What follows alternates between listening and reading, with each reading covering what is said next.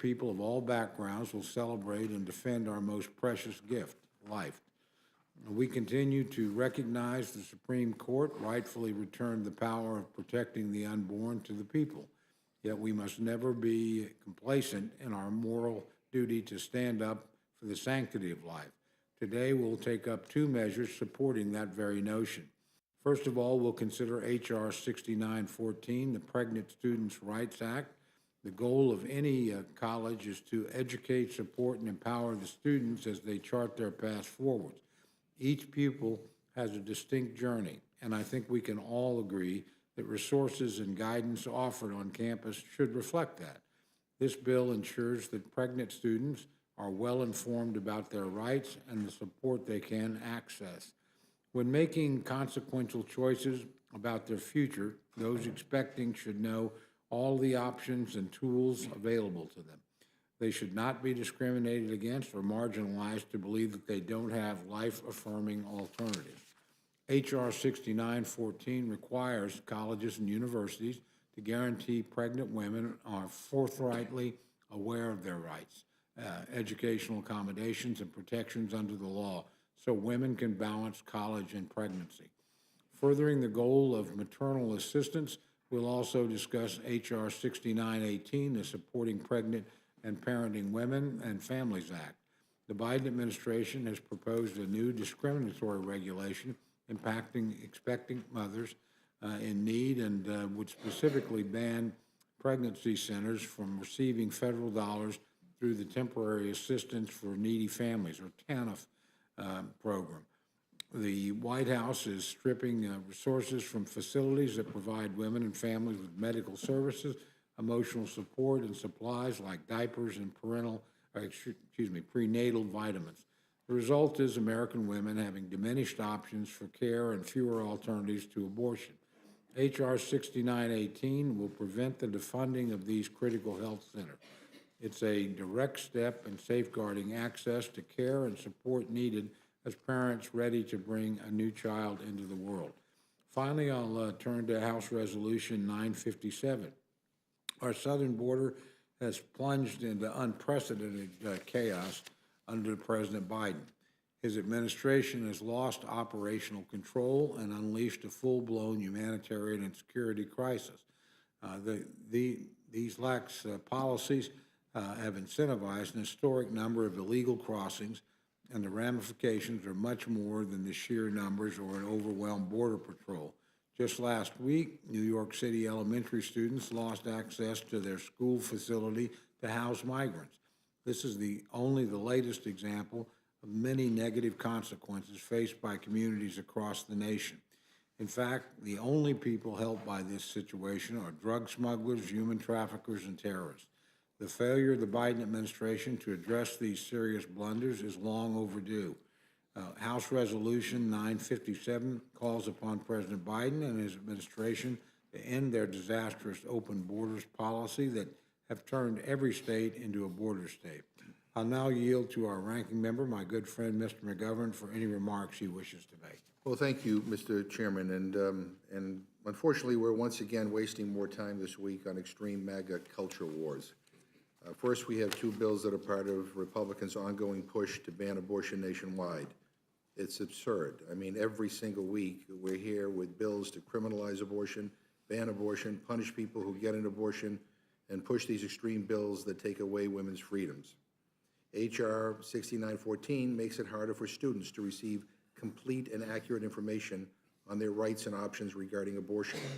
It omits any requirements for schools to distribute medically accurate and comprehensive information regarding pregnancy, including information on abortion services. Rather than providing support to students, like ensuring that they have better family-friendly campus housing, accessible and affordable child care, flexible attendance policies, and lactation accommodations, H.R. 6914 accomplishes only one goal: stigmatizing students who seek abortion care. We also have H.R. 6918, the Supporting Pregnant and Parenting Women and Families Act, a deeply misguided name for a bill that does no such thing. We hear from Republicans about how pro-life they are. I mean, give me a break. These bills aren't about life. because if they were, Republicans would be advancing policies that actually support life. We could be addressing the growing child care crisis, expanding access to paid family and medical leave, or tackling childhood poverty, or trying to end hunger that exists in this country amongst millions and millions of children. I think our former colleague Barney Frank from Massachusetts, I think, put it accurately when he said that Republicans seem to believe that life begins at conception but ends at birth. Instead, it seems the Republican position is that, as I said, he was absolutely right, because H.R. 6918 continues to divert federal dollars intended for poor families to dangerous anti-abortion centers that put women's health at risk. To be clear, these anti-abortion centers deceive people seeking access to abortion care. They are not regulated and are frequently non-medical, meaning they can severely jeopardize the health of women who go to them. And again, it's no secret that the House Republicans are working towards a national abortion ban. The NRCC chair recently said it himself. Voters believe the Republican position is, quote, "will throw you in jail if you get an abortion," end quote. And let me tell you, the voters are right. That's what Republicans want to do. Don't take my word. It's already happening. Across the country, from Texas to Kentucky to South Carolina, Republicans are advancing legislation that seeks to criminalize abortion care. We're also here today to consider another extreme MAGA messaging bill on the border. This is a do-nothing press release in the form of a non-binding resolution. It's all about turning the House of Representatives into an arm of the Trump campaign. That's it. And no matter how many times MAGA Republicans scream and shout, the border is not open. House Democrats had been ready from day one of this Congress to work across the aisle and develop a thoughtful, bipartisan solution to fix issues at the border. But Republicans don't want that. They don't want to solve any of the border security problems, because if something were to get done, Republicans would no longer be able to campaign on it. And in fact, Speaker Johnson literally gave away the game over the weekend. He told Republicans he doesn't want an immigration or border deal with Democrats, because then they all can't demagogue the issue. It's pathetic.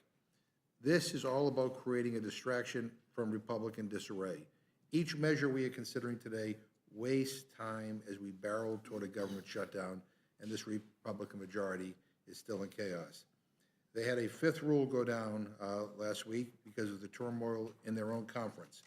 They continue to bring us to the brink of a government shutdown, despite the fact they've had months and months to work on appropriations, and they have no vision or plan to fight for the American people, who expect a heck of a lot more from us than these awful, awful bills. And with that, Mr. Chairman, I yield back. Without objection, any prepared statements that our witnesses may have will be included in the record. I'd like to welcome our first panel, two of our very good friends, Chairwoman Virginia Fox and Ranking Member Bobby Scott from the Committee on Education and Workforce. Chairman Fox, I welcome your testimony. Thank you, Mr. Chairman, and thank the members for being here, and I thank the ranking member for that tribute to Dan and for calling attention to the impact that diabetes has in this country. Thank you, Mr. Chairman and members of the committee, for being here. H.R. 6914, the Pregnant Students' Rights Act, offers a conduit through which pregnant women who are students can receive both guidance and assistance during a deeply personal and sensitive time in their lives. This legislation would ensure that universities offer the appropriate breadth of resources and information so pregnant students can carry a baby to term while continuing their education. This includes allowing female students to change a class schedule to attend doctor visits. What's more, this legislation will properly inform pregnant students of their recourse to file a Title IX complaint with the Department of Education. Mr. Chairman, the core of this legislation is about ensuring unfettered and convenient access to information. H.R. 6914 requires information to be mailed regularly to students and appear in student handbooks at each orientation, at student health or counseling centers, and on the institution's website. Caring for an unborn child while pursuing rigorous post-secondary coursework is certainly not an easy lift. It's a reality that many face without the tools that this legislation would ensure. I urge the committee to support H.R. 6914, and I yield back. Ranking Member Scott, you're now recognized for your opening statement.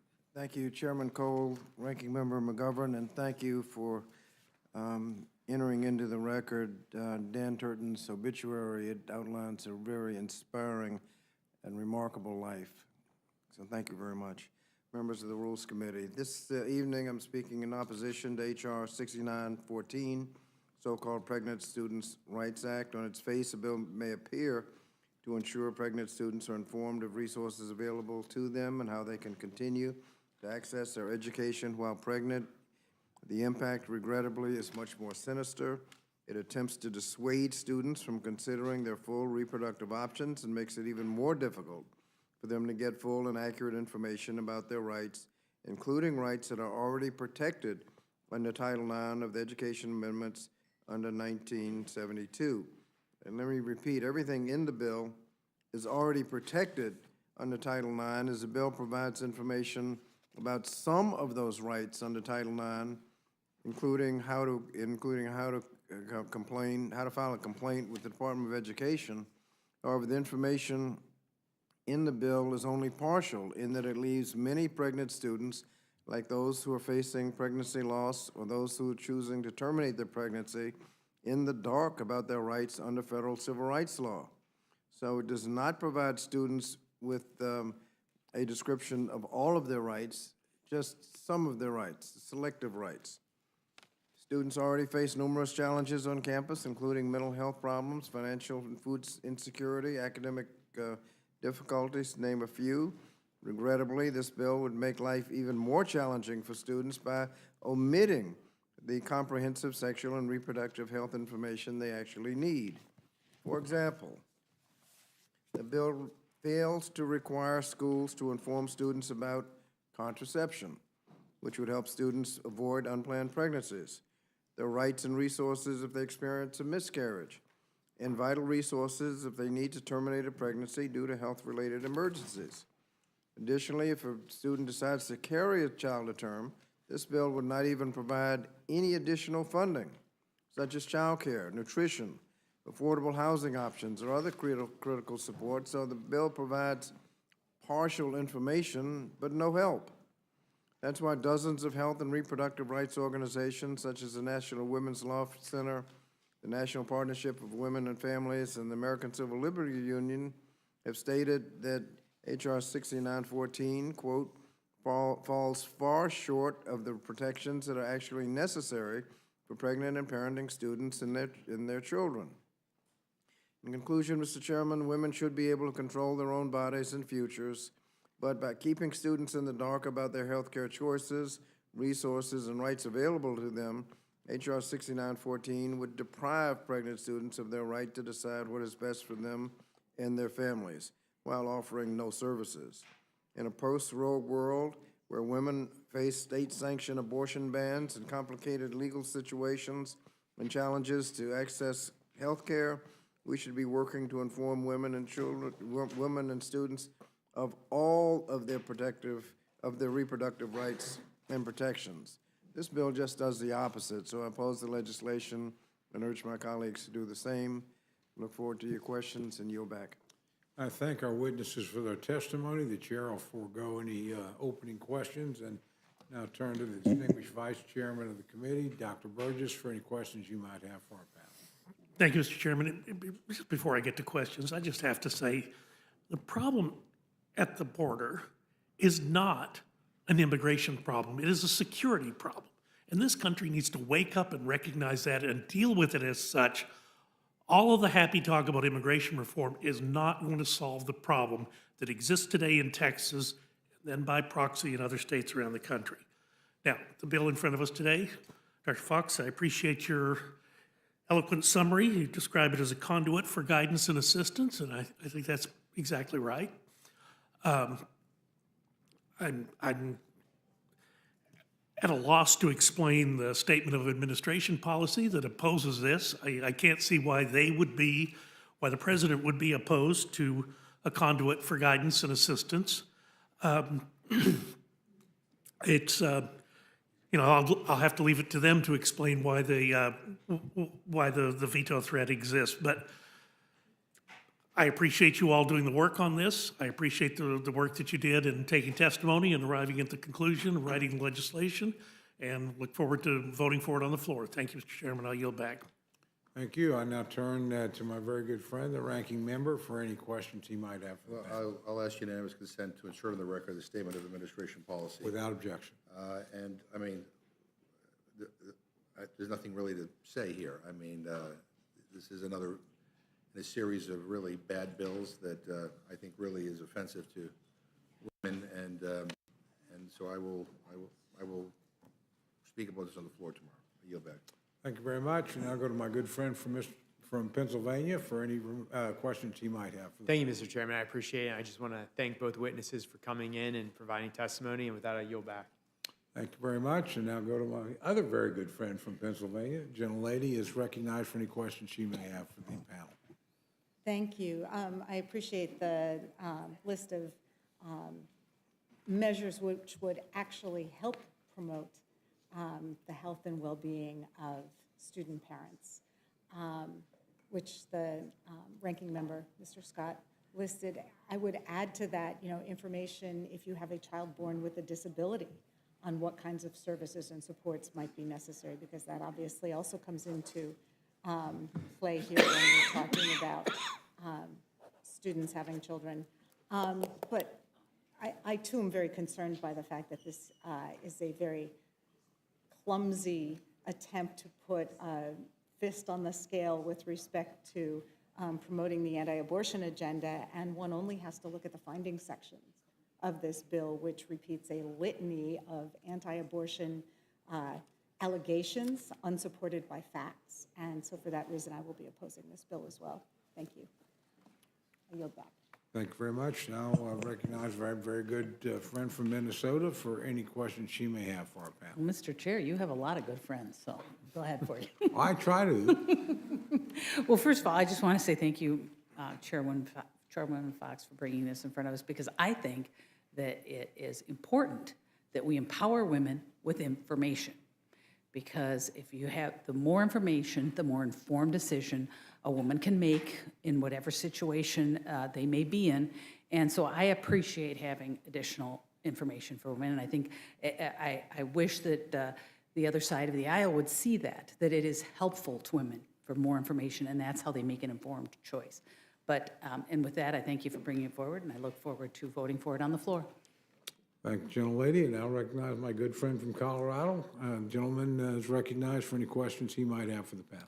I thank the chairman and want to thank Madam Chair and a ranking member for their testimony from being here today. I want to follow up on a point that my colleague referenced about, in particular, H.R. 6914, the Pregnant Students' Rights Act, and this notion that it's designed to simply provide more information.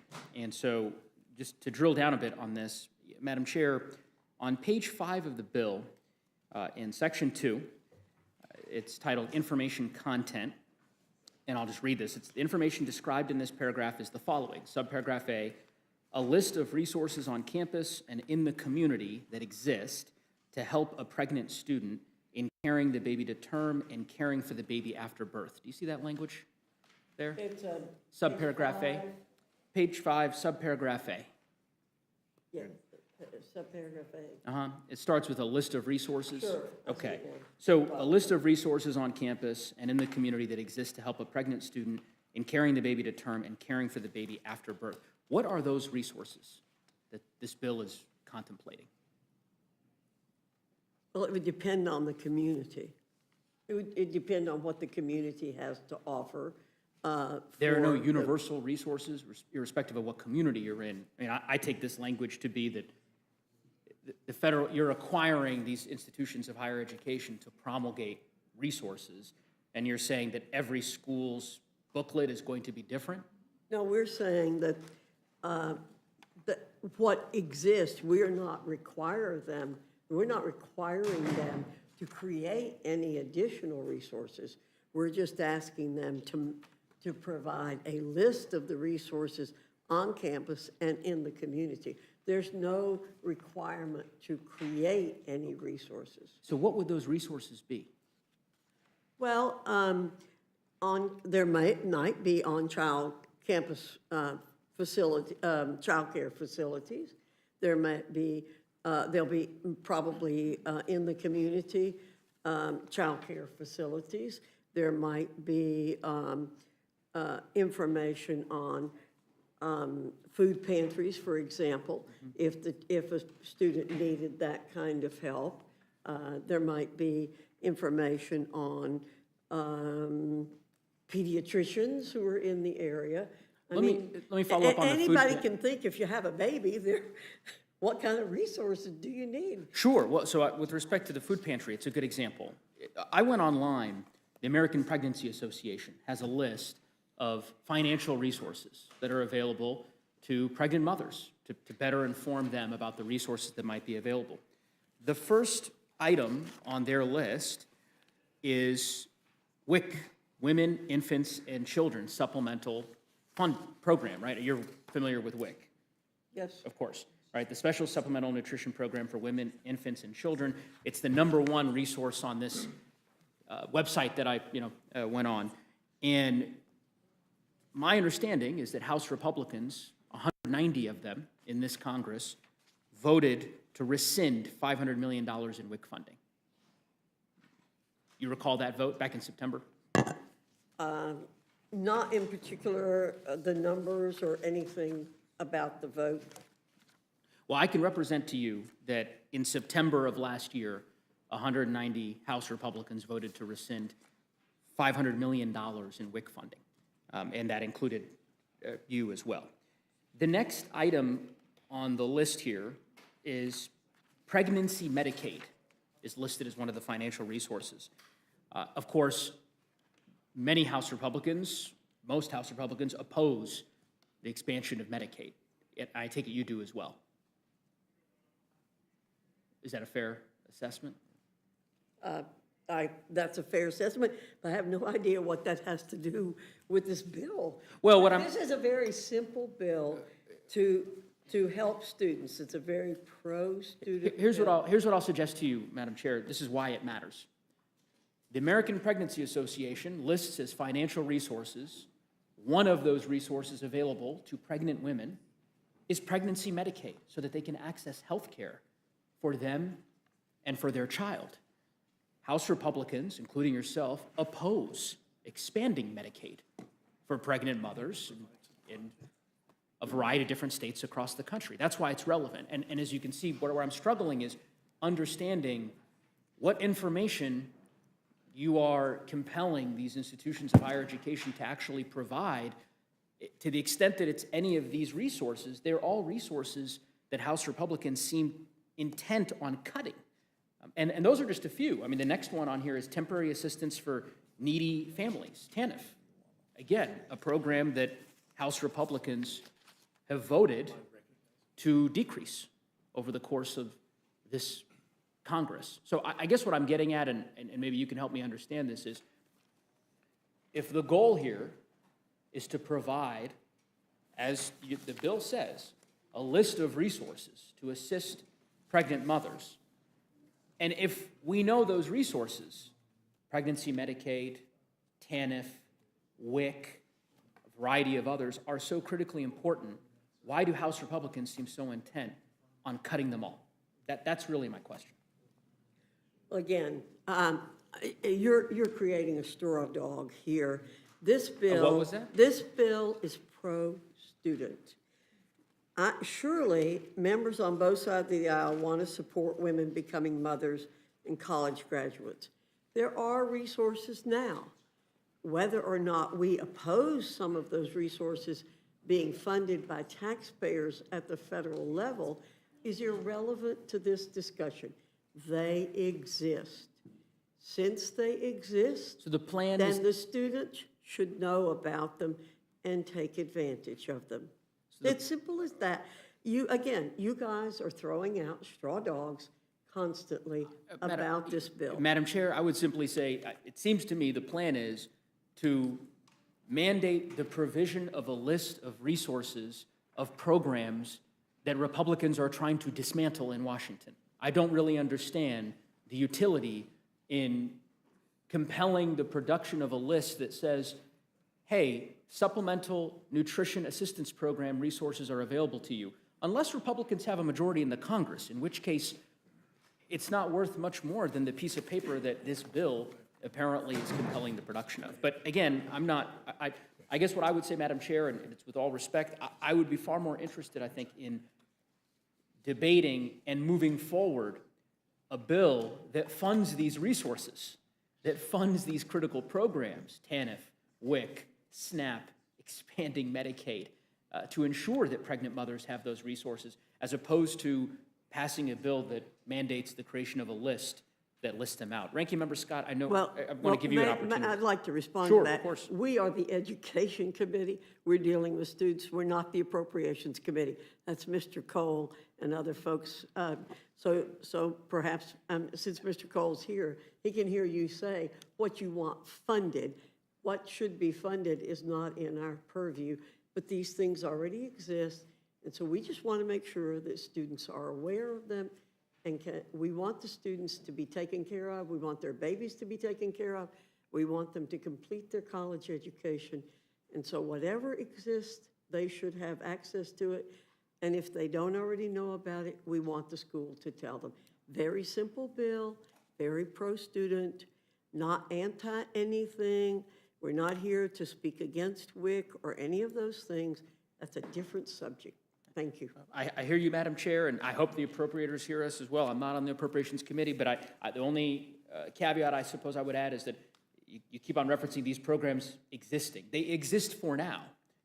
House Republicans have worked very hard to cut them to the bone over the last 14 months. So, the fact that you'd like to provide a list of resources around WIC or SNAP or TANF to pregnant mothers while the House Republican majority seeks to defund all of these programs just seems a bit disconnected, in my view, from the views and the values and the wishes of the American people. But Ranking Member Scott, I want to give you an opportunity to...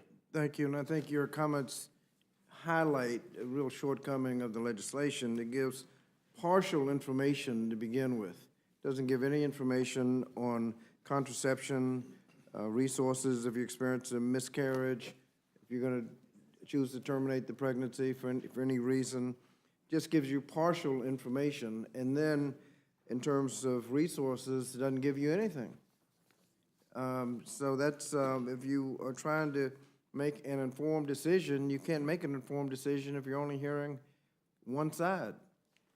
I would also say to the gentlelady from Pennsylvania, when you talked about the allegations, we did ask for a documentation for the findings, and the sponsor of one of the major parts of that finding was unable to provide documentation. I thank the Ranking Member, I thank the Chair, and I yield the balance of my time. Thank you. Gentlelady from New Mexico is recognized for any questions she might have for the panel. Thank you, Mr. Chair. Madam Chairwoman, both today and at the hearing, there is a statement that this is about providing information to pregnant women to make sure that they can make informed decisions. As my colleague from Pennsylvania pointed out, the findings of this bill tell you what it is about. This is a bill to attack the ability of college women to make informed decisions and to make decisions about whether or not they want to have an abortion and whether or not, if they choose to carry their pregnancies, how to do it and how to do it in a way that makes it healthy for themselves and for their children, especially because we know that college mothers have a hard time, that they go hungry more often than their counterparts who aren't mothers, who don't carry children to term. And so we need to give them the kind of resources that they deserve. But it's really, once again, extreme Republicans just want to keep women in the dark. That's what this bill tells me, because they don't really want to know what's available to them In committee markup, Representative Jayapal submitted an amendment to provide pregnant students with information about the kinds of essential programs we're talking about so that their babies can stay healthy, like Medicaid, like SNAP, like women, infant, and children. So this would have been an amendment which, if we care about providing women with information, would have been, I would have thought, supported by Republicans. Chairwoman Fox, tell me, how many Republicans voted for Representative Jayapal's amendment? Oh, I don't believe any did. So there were 0 Republicans who cared about providing pregnant college women with information they need to keep their babies healthy, to keep themselves healthy while they're pregnant. I'm sorry.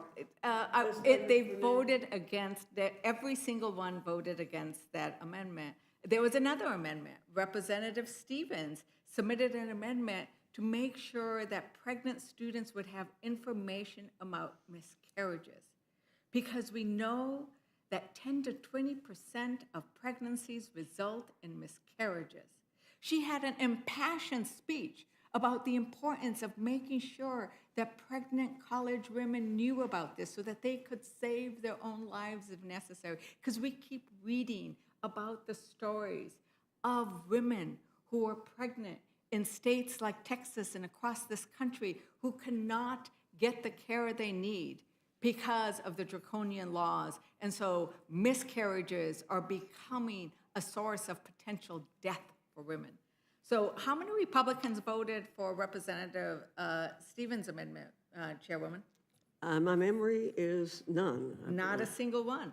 So this isn't about making sure that women have information, because if it were to have full information, they'd have full information, and Republicans have said no. And these provisions aren't just smart, they're good public health policy decisions. We should be about, in Congress, saying, what is good for public health? How do we do that? How do we make sure that women have full access to information? And, you know, I want to keep Congress out of the doctor's office when women are making decisions. I want to keep Congress out of the doctor's office, whether you're a woman in rural America, in urban America, suburban America, or on a college campus, because women deserve to be making these decisions with full information, with conversations with their own faith, their own doctrine, their own loved ones, and we should not be dictating that they follow what's in this bill. And for that, you know, I would urge my colleagues to vote against this. I don't know if you want to add anything, Ranking Member? I think you've said it very well. Okay, thank you. With that, I yield back. May I speak on that, Mr. Gentlelady is Chairman? recognized. This bill, contrary to my colleague saying keeps women in the dark, does everything we can to help students, female students who find themselves pregnant and who want to carry their baby to term. This is not at all about any of the issues that our colleagues are talking about. What we assume is all of the things that are going, all the resources will be listed. We did not see a need to try to list certain resources that are available. We want the schools to assume what to list. This is a very pro-student bill. It says absolutely nothing about abortion. It's totally mischaracterized by our colleagues on the other side of the aisle. We assume, again, that everybody wants pregnant women, pregnant students, to have the best information that they can to be successful and to carry their babies successfully. It's impossible to understand the characterization of this piece of legislation. I yield back. Thank you very much. The gentleman from Texas was asked recognition to make a Yeah, comment. just, Mr. Chairman, if I could, for a point of clarification, Medicaid created in 1965, a shared federal-state program, had within it several populations that were going to be covered: blind, age disabled, feeble elderly, pregnant women, and children under a certain income level. That was the original, I refer to it oftentimes as the legacy population in Medicaid. When the Affordable Care Act passed, Medicaid was vastly expanded to include childless, non-working adults. The Supreme Court said states can't be coerced into expanding Medicaid, so some states did, some states did not. But in states that did not, you still have coverage as a pregnant individual, a pregnant woman, because that was the original compact. In the state of Texas, it's 57% federal share, 43% state share. That is the law that had existed prior to the Affordable Care Act. And whether or not, irrespective of Medicaid expansion, that coverage is available to pregnant women. What I do need to add is, in the past couple of years, the Committee on Energy and Commerce has done a lot of work on this in an effort to deal with problems that occur after childbirth. It was decided that a longer period of coverage after delivery should be available to states, and so a state plan option was made available and passed into law that states can extend coverage to a full year after delivery, which I think is a good idea. But it was not an expansion of Medicaid. It was taking care of the original population in the way it was supposed to be taken care of. And I just wanted to make that clarification, Mr. Chairman, because sometimes these things get conflated, and I'll yield back. Thank you very much. Are there any additional questions or comments? Mr. Chairman? The gentlelady is recognized. Thank you. And the chairwoman noted that this bill said nothing about abortion. I would just point out for the record that on page 3, line 11, there is a reference to abortion. On line 12, there is a reference to abortion. On line 20, there is a reference to abortion. On line 4, on page 4, line 1, there's a reference to abortion. On page 4, line 4, there's a reference to abortion. On page 4, line 10, there is a reference to abortion. This bill is very much about abortion. And with that, I yield back. Thank you, Mr. Chair. Thank you very much. I want to thank both of our witnesses for their testimony today. And gentlelady and gentleman are excused. Thank you.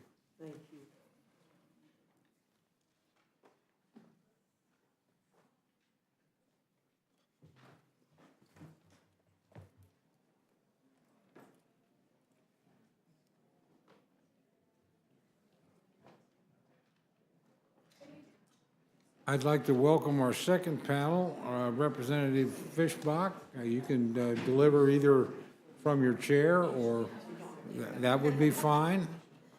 From the Committee on Ways and Means, and Representative Fishbach, I welcome your testimony.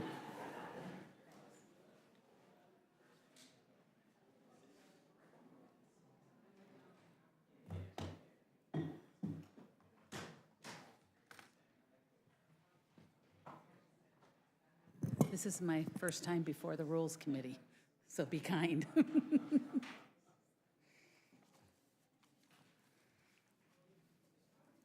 Gentlelady is recognized for testimony. Thank you, Mr. Chair. Today, we're considering the Supporting Pregnant and Parenting Women and Families Act, which would block the Biden administration rule that attempts to divert resources away from pregnancy resource centers that provide life-saving and life-affirming services and resources to pregnant women and their families. I am proud to have introduced this legislation along with my Ways and Means colleague, Representative Claudia Tenney from New York, who couldn't be here because she is, her flight is delayed, and Representative Chris Smith from New Jersey. In October of last year, the Department of Health and Human Services published a proposed rule that could prohibit states from funding pregnancy resource centers through the Temporary Assistance for Needy Families, or TANF, the block grant program, excuse me. If this rule takes effect, women in America will have fewer alternatives to abortion and less access to maternal care. The Supporting Pregnant and Parenting Women and Families Act protects pregnant women from women's access to maternal care by prohibiting HHS from finalizing, implementing, or enforcing the proposed rule as it relates to placing restrictions on the state use of TANF dollars for pregnancy resource centers. Pregnancy resource centers provide vital resources used by pregnant and parenting women every day to support the health and pregnancy of their child. Nothing in the bipartisan law that created TANF provides the Biden administration the authority to regulate TANF in this manner and unfairly single out and target these centers. Pregnancy resource centers provide everything from diapers, food, baby clothes, transportation, parenting classes, relationship education, and prenatal vitamins. They provide both emotional support and tangible benefits and materials to women with unplanned pregnancies that clearly meet the purposes of TANF to provide assistance to needy families and reduce dependence on government assistance. Flexibility for states to use TANF dollars is at the heart of the bipartisan law that created the block grant in 1996. In fact, the primary goal of the legislation was to increase the flexibility of states, which is exactly why Congress explicitly prohibited federal bureaucrats from telling states how and where to spend these funds. The Biden administration is attempting to sidestep Congress with the proposed rule, which is a clear violation of the law, while furthering their agenda to mischaracterize and spread false information of the goals and purpose of pregnancy resource centers. No one says TANF is perfect, but the role of improving the program lies with Congress. Not only is the Biden administration ignoring the law, but in the process, they are also penalizing vulnerable women trying to protect their own health and the health of their children. Democrats claim to support a woman's right to choose their own health care, but at this moment, the Biden administration is preparing to make it harder for moms to choose life for their unborn child, as well as how they will take care of themselves and their babies. If this rule takes effect, pregnant women in America will have fewer alternatives to abortion and less access to vital services and support. Congress must send a clear message that we will not tolerate federal bureaucrats ignoring the letter of the law, and we will stand up and support women. Women should not be denied access to these critical centers for the sake of a political agenda. I hope that each one of my colleagues will support this legislation to stop the Biden administration's attack on pregnant and parenting mothers and their families. And thank you, Mr. Chairman and members. Thank you very much. Obviously, the weather's made travel difficult. I'm recognizing my friend from Pennsylvania, Ms. Scanlon, for I think, to read into the record a statement by Representative Pugh, who obviously had travel difficulties in getting here today as well.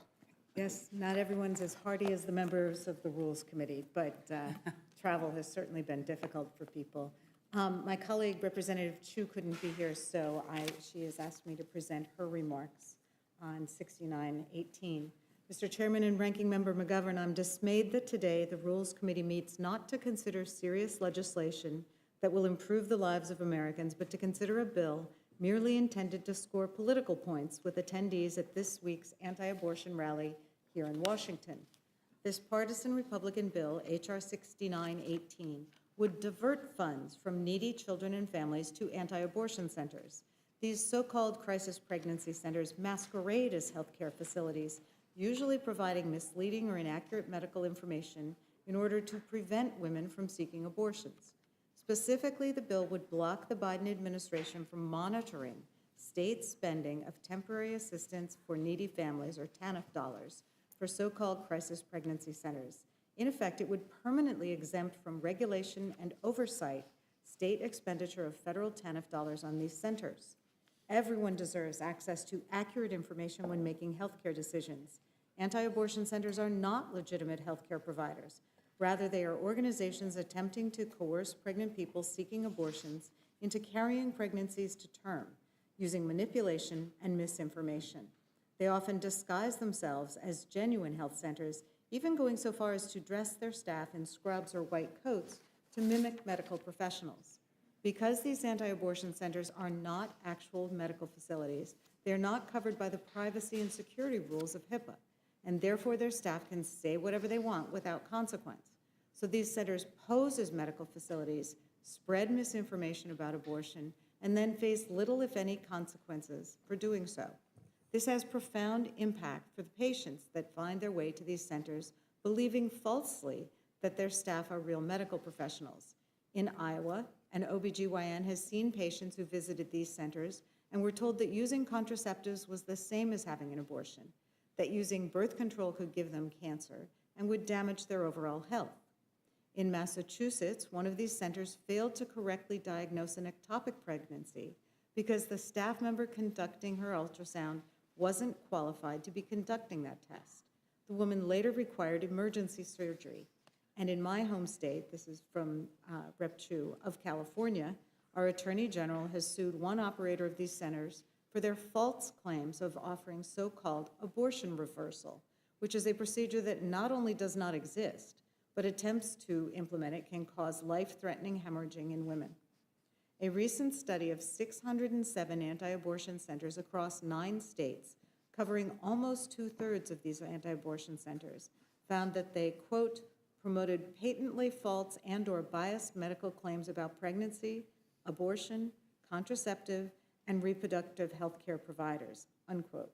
Fewer than half reported having a licensed medical professional on staff. During our markup last week, Democrats offered a series of amendments to allow funding to these centers if they could be demonstrated to provide medically accurate information, not harm women's health or economic futures, and did not mislead women as to their purpose or use coercion to get them to visit them. Committee Republicans rejected all of those amendments, making clear that their purpose is coercive propaganda, not support for pregnant women. If you want to support parents, Democrats on the Ways and Means Committee would welcome the support for things like the enhanced and increased child tax credit, paid family and medical leave, and making child care affordable for working families. Instead, we are debating a bill that has no hope of becoming law, that is not a serious attempt to help families, and that is merely an attempt to appease a far-right fringe group in town for its annual conference. In fact, this bill is to serious pro-family legislation what so-called crisis pregnancy centers are to actual responsible medical care, a sham masquerading as something helpful. The best we can do to support pregnant women and families today is to reject this legislation. With that, I yield the balance of Ms. Chu's time. I thank the gentlelady for reading our colleague's statement into the record. I have no questions for our witnesses. I'll go next to my friend, Dr. Burgess. No questions, Chairman. I want to thank both our witnesses, both in absentia and in front of us. I have had the opportunity to visit pregnancy centers in my district. I found them to be staffed by very compassionate people. They provide access to information about things like formula, diapers, and what other resources are available in the community.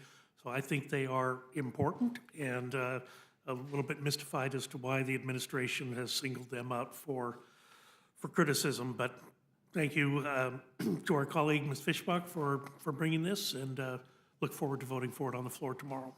Thank you. Gentleman from Massachusetts recognized for any questions he may have. Yeah, and let me say, Ms. Chu referenced in her testimony a Massachusetts pregnancy center. That happens to be in my district, not too far from my district office in Worcester.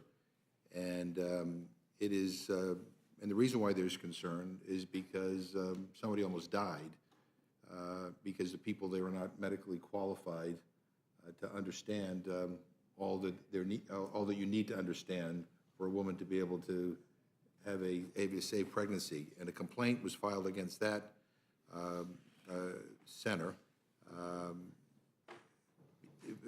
basically saying they engage in deceptive advertising aiming to persuade women to forego abortions rather than providing them with the range of medically appropriate options. And the plaintiff, who was a Worcester resident, one of my constituents, alleges that the so-called nurse who performed the ultrasound scan at the center did not understand sufficient medical measures to ensure the pregnancy was viable. An ectopic pregnancy, was what she was dealing with, occurs when a fertilized egg implants and grows outside of the uterus, most often in the fallopian tube. Such pregnancies are usually non-viable, and they can be life-threatening. And the suit alleges that the woman's fallopian tube ruptured about a month after the ultrasound scan, causing massive internal bleeding and necessitating emergency surgery. And my constituent's not saying that the nurse or whoever it was intentionally misled her. Instead, they're saying that the staffer missed the ectopic pregnancy because she wasn't qualified to do this. So if we're talking about protecting viable pregnancies and we're talking about protecting the mother, we need to make sure that they're going to places that are properly equipped and staffed to do what is best for the mother. In this case, that did not happen. That did not happen. And the idea that you're diverting TANF monies to help at-risk families and children to support a political agenda that, quite frankly, is terribly unpopular in this country. It's one of the reasons why you're all losing elections. I find to be really disturbing. So I will oppose this bill, but I mean, you know, this obsession with trying to roll back women's rights when it comes to access to abortion or proper health care guidance is something I just don't quite understand. But in any event, I think the only thing is that this will go nowhere, even if it passes the House. But that case that Ms. Chu referred to happened to be in my district. I yield back. Thank you. Gentlelady from Pennsylvania is recognized for any questions she may have. I don't really have any questions. I think we should all be able to agree on the importance of supporting maternal and infant care, particularly given the shocking rate of maternal mortality in this country, and particularly for women of color. But that's not what this bill does. This bill tries to block a federal regulation of these pregnancy centers, despite the growing body of evidence that many of these centers are deceiving people about whether or not they're actually providing health care, and they're misusing, diverting, and actually defrauding federal taxpayers of dollars that are sent to these places in multiple states, including Pennsylvania and Minnesota, that are not supporting the goals of TANF. So this is almost an oversight function that the federal government has been responding to these reports, which are growing in number, about the misuse of federal dollars in these pregnancy crisis centers and trying to make sure that those dollars are only spent for the purposes. If we were just talking about diapers and formula, we wouldn't, the Department of Human Services would not have issued this regulation. What we're talking about is misuse of federal dollars with deceptive, quote, medical, unquote, practices, and actually diversion of dollars. In Pennsylvania, there's been a major contract that's been terminated because it turned out that they were taking dollars that had flowed from the federal government through Pennsylvania and diverting them to other places and not actually using them to provide services to mothers and children, but for overhead in other states. So I think it's an appropriate function for the federal government. I think it's a mistake to try to block the administration from trying to make sure that these dollars are spent in the way that Congress intended. And I yield back. Gentleman from Colorado is recognized for any questions he may have. And gentlelady from New Mexico is recognized for any questions she may have. Thank you, and thank you, Representative Scanlon, for reading the statement, and especially pointing out that the reason we're having these bills when we should be working on funding our government is because there's a rally going on. So this is such a political stunt and, you know, more political theater attacking abortion. And to the statement that these crisis pregnancy centers are just providing information, Mr. Chairman, I would ask unanimous consent to enter into the record an issue brief about crisis pregnancy centers from the American College of Obstetricians and Gynecologists. Without objection. So this issue's brief actually describes how these centers are famous and actually use inaccurate information and end up doing things like what we heard about that puts women's lives at risk. One of the misleading practices that these centers do is they assert false risks of abortion. They say there are links between abortion and breast cancer, infertility, mental illness, and preterm birth. They have a long list of the misinformation that they provide, including saying there are legal limits to abortion when there are not.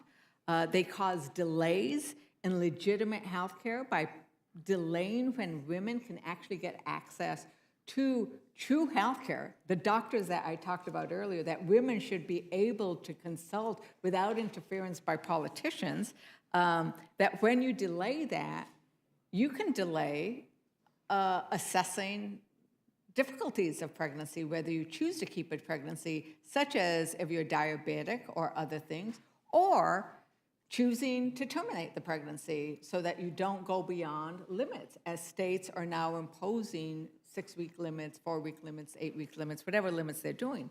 And by delaying that, you are actually delaying a woman's choice. And so I think that, you know, it is wise for us to listen to the American College of Obstetricians and Gynecologists. They are the experts in this realm. And so I, you know, would enter that into the record. I also am very curious, as I read through the record of how this moved through committee, that we actually had Representative Del Bene submitting an amendment that said pregnancy centers cannot provide medically inaccurate information, just holding them to that standard. That's not such a high standard, like be accurate. And Republicans voted that amendment down. So once again, we keep seeing Republicans voting down amendments to try to make these bills actually scientific based. And Republicans keep saying no.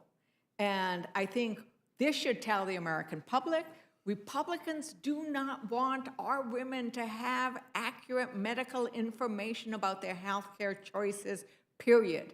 We need to hold them accountable, and we say that's not acceptable. We will make our decisions, and we will make those decisions, and we'll make sure they are heard at the ballot boxes, which is what we have seen over and over again every time this issue of reproductive freedom, of healthcare, and women being able to have the freedom to make their own healthcare decisions in conversation with their own faith, whatever that faith may be, that women are speaking loudly. And I hope they keep speaking loudly so that politicians, like those who have brought this bill, will stay out of their doctor's office. And with that, I yield back. Thank you, Mr. Chairman. The gentlelady is recognized to respond. Mr. Chair, thank you. It comes from the fact that the Biden administration chose to target these life-affirming centers. The pregnancy care centers were receiving TANF funds, so it's not diverting, it's not adding them. This TANF dollars going to those pregnancy care centers is existing, and the Biden administration chose to go after them. What they are doing is limiting state flexibility, because the states have the flexibility right now to choose or to not to send it where they want. That is the purpose of the TANF, the way that the TANF bill was written. The program was put together. Many of the crisis pregnancy centers adhere to national standards. They are part of a national network. They adhere to standards and ethics. And I have been to a pregnancy care center, just like Dr. Burgess has been. And what you see is you see caring, compassionate people who are there to care for the mother and the child during pregnancy and after pregnancy. And many, we had stories in during the Ways and Means markup on this bill that talked about, many years of being supported by these pregnancy care centers and children that grew up. And I believe it was Dr. Westrups, who his wife worked at a crisis pregnancy center or volunteered at a crisis pregnancy center. This is not what the other side wants to make it out to be. These are good places, helpful places. They care for the mother and the child. And that's why you hear about, the fundraising that they do to add to the TANF dollars. So this is actually a value for us, because they do a lot of private fundraising. They do a lot of fundraising for baby items so that they can send home with the mother and the baby, cribs, diapers, whatever it may be. And so it's not these pregnancy care centers are not what the other side is trying to make them out to be. Thank you, Mr. Chair. Thank you very much. Thank you for appearing before us today. The gentlelady's excused, and we hope she returns to the dais.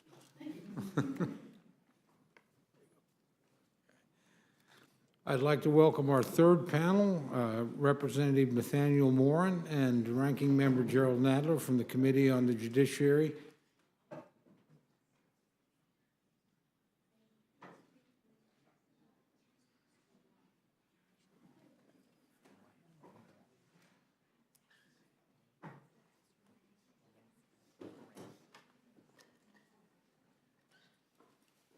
Thank you very much. Representative Moran, you're recognized for your opening statement.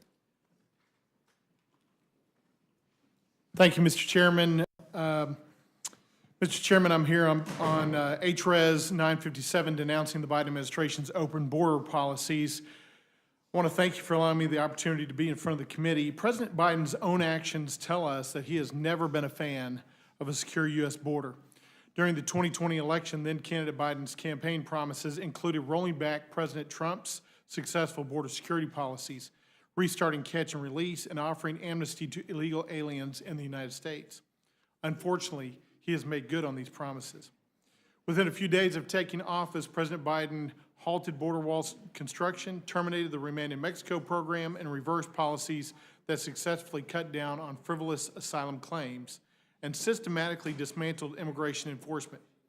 Right away, House Republicans started sounding the alarm that reversing the Trump administration policies would lead to a flood of illegal aliens on the southwest border. And we weren't the only ones sounding the alarm. In fact, the U.S. Border Patrol had warned the Biden transition team that reversing these policies would be seen as a sign that our border was open. The Biden administration did it anyway, and today we know House Republicans and the Border Patrol were right. The text of my proposed House resolution is simple and straightforward. It denounces the Biden administration's open border policies. It condemns the national security and public crisis that the president has caused, and it urges President Biden to end these open border policies. If you're wondering why we need to pass this resolution, it's simple. Because some still deny that a crisis is occurring, and some deny that the president and his administration bear any responsibility for it. But the border numbers do not lie. In fact, they tell us a clear story about the depth of this crisis and approximate cause rooted in Biden's administration policies. Consider that the total number of illegal aliens encountered along the southern border under President Biden exceeds 7 million. At the same time, the Biden administration has released at least 3.3 million of those illegal aliens into the interior of the United States.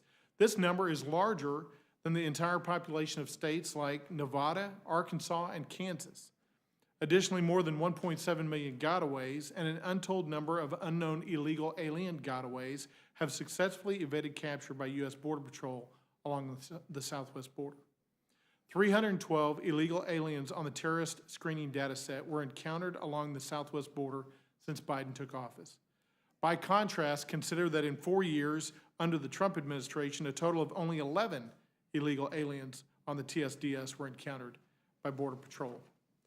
More than 785,000 migrant encounters have been reported just since the beginning of this fiscal year, October 1. That's the highest first quarter total ever recorded. In fiscal year 23, 27,000 pounds of fentanyl were seized at the southern border. This is almost double fiscal year 22, and it's 6 times larger than fiscal year 20. A March 2023 report by the Council on Foreign Relations found that 152,000 unaccompanied minors were found at the U.S.-Mexico border in fiscal year 2022. Presently, the Biden administration has lost contact with as many as 85,000 of these UACs. Until 2012, most of those encountered by the Border Patrol, in fact, about 85%, were citizens of Mexico, but the landscape has changed. In fiscal year 22, migrants from Mexico crossing illegally made up just 33%.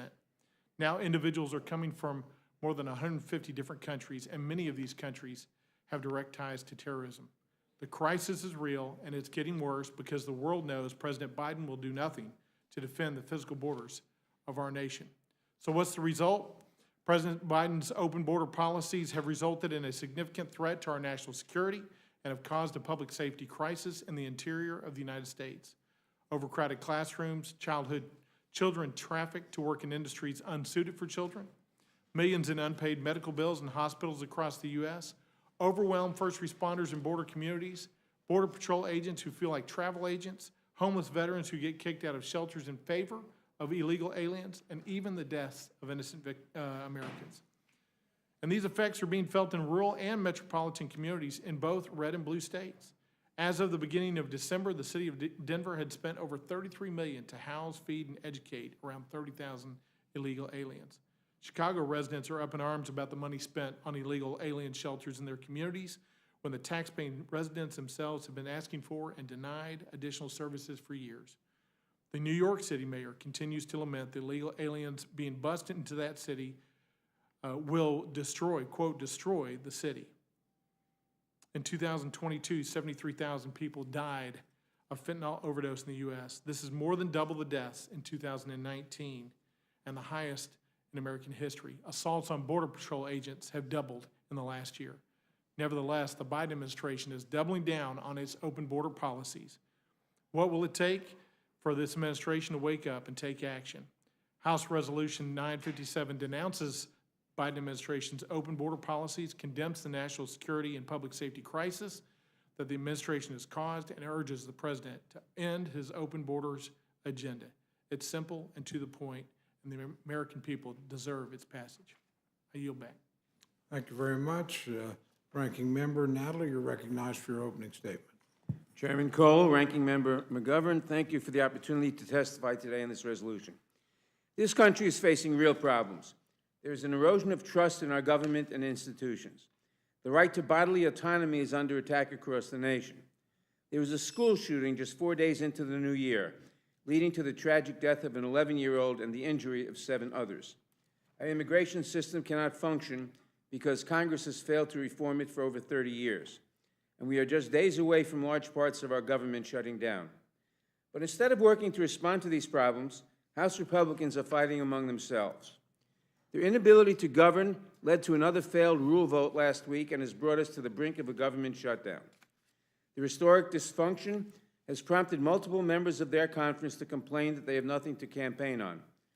But instead of laying out a legislative agenda to address the needs of the American people, we are here in the Rules Committee to discuss a pointless border resolution. This resolution will do nothing to solve the situation at the border. It proposes no solutions of any kind. In fact, this resolution is nothing more than a highlight reel of the Republican talking points in immigration that we have heard over and over from Republicans since President Biden was sworn into office. So let me say once again, the border is not open.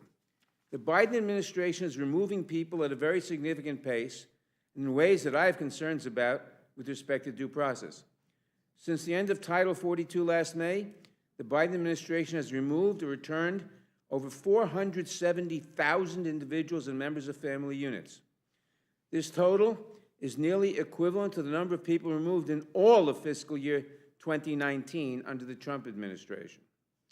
But because President Biden isn't saying that he wants to shoot migrants trying to cross the border like Governors Abbott and DeSantis have, Republicans don't think he's doing enough. Today, there are approximately 38,000 people in immigration detention, which is 4,000 more than what the Department of Homeland Security is even funded for.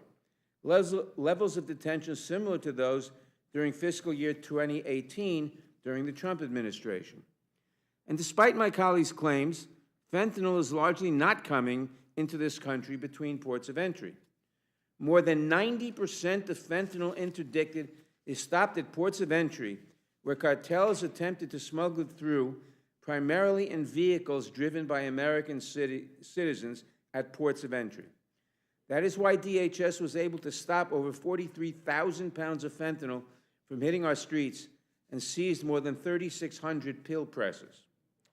So I'm not sure how anyone can say the border is open or that this administration is not enforcing our laws. On top of this, at every turn, Republicans have voted against giving DHS the resources it needs to do its job. In 2021, all but 6 current House Republicans voted against the bipartisan infrastructure deal, which provided additional funding to modernize ports of entry and allow for non-intrusive inspections to combat the smuggling of people and drugs. Likewise, all but 2 current House Republicans voted against providing robust funding for Customs and Border Protection and border security operations in fiscal year 2023 appropriations omnibus legislation. That bill provided more than $17 billion to CBP, including $60 million to hire an additional 125 CBP officers and $70 million for non-intrusive inspection technology to detect narcotics and firearms at ports of entry. And when it comes to the President's supplemental request, which would provide $14 billion for border security, we have not had a single hearing, let alone a vote on the request. The President has requested vital funds for 375 immigration judges and 1,600 asylum officers to speed up processing of asylum claims, as well as funds for additional personnel at ports of entry and technology to stop drugs from coming into the country. If we had adequate numbers of asylum officers and immigration judges, we could decide these cases in weeks, not years. You wouldn't have the problem of catch and release that Republicans are so fond of talking about, but the Republicans refuse to vote the funds to solve that problem. Instead, House Republicans insist they will only consider H.R. 2, their draconian enforcement-only bill that would destroy the asylum system, gut protections for unaccompanied kids, and end all parole programs, policies that stand no chance of passage in the Senate, which shows that they're not interested in real solutions. Real solutions require compromise, and MAGA Republicans aren't interested in compromise. We need to work together to address our broken immigration system. Enforcement alone cannot fix it. We know this because that approach has largely failed for 3 decades.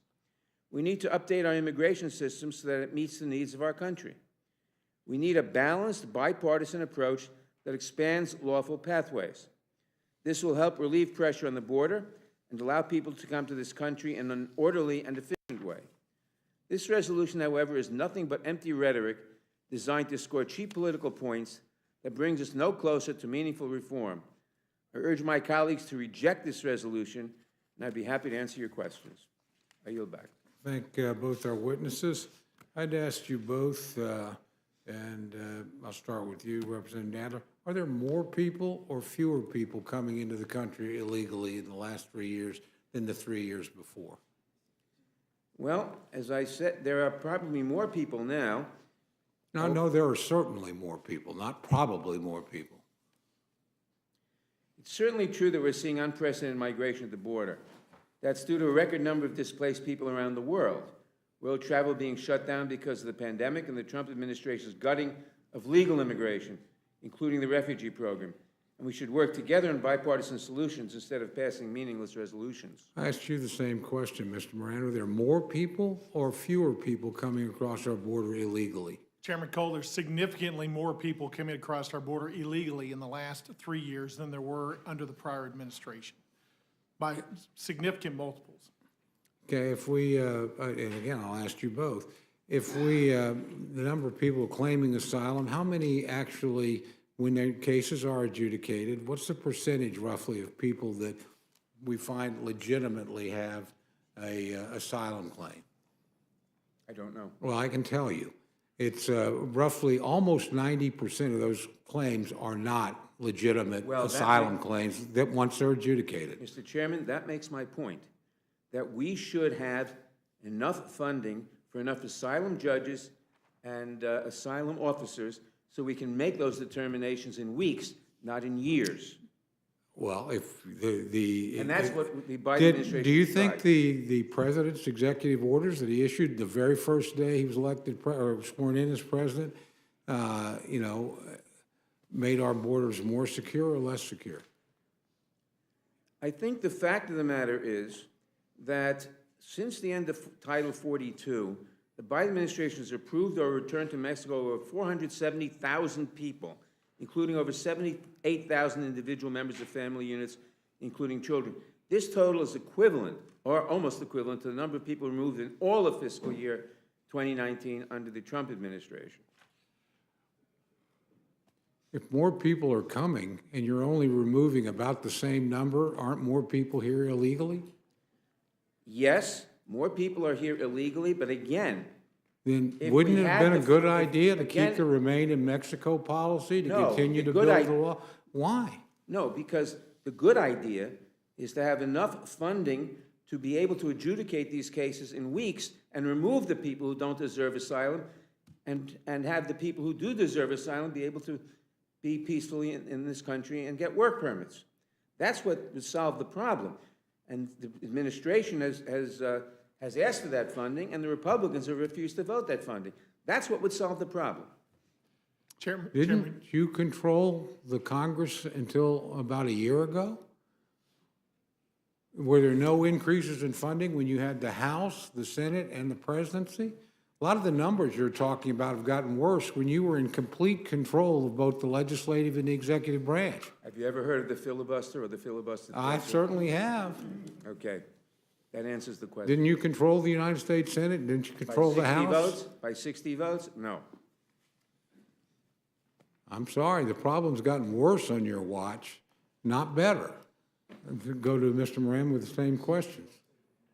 Chairman Cole, I want to just address the fact that funding is not the issue here, because funding is at some of the highest levels in decades. It's a matter of will and policy by the executive branch in this country. And as it relates to needing more judges to adjudicate matters, Chairman, you pointed out the correct issue, and that is we're seeing high levels of asylum claims that are granted, and lots of folks that even before their case is adjudicated, released, most of whom don't come back for their adjudication. They just stay within the United States. But what we saw when there was the Remain in Mexico policy was those incorrect claims of asylum went away because many people just didn't want to get in the United States and be released freely. They knew they were going to have to stay in Mexico or some other country while their claim was adjudicated. They weren't willing to do that because, frankly, they knew their case was not worth being adjudicated. So by expanding that asylum definition and by letting people go within the interior of the United States, we have seen this rise in cases that is overwhelming our immigration system at this point. When you go back, though, to these numbers where Ranking Member Nadler mentioned about the number of folks that have been sent out of the country now as opposed to earlier, Chairman, you hit the nail on the head. I had a flood in my house, a water flood in my house during my primary a couple of years ago.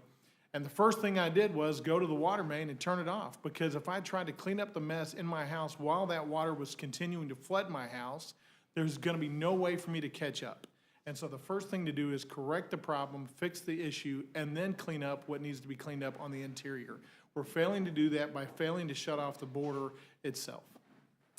I thank both gentlemen for their answers. Now turn to my good friend, the ranking member, for any questions he may have. Well, thank you. Thank you both for being here.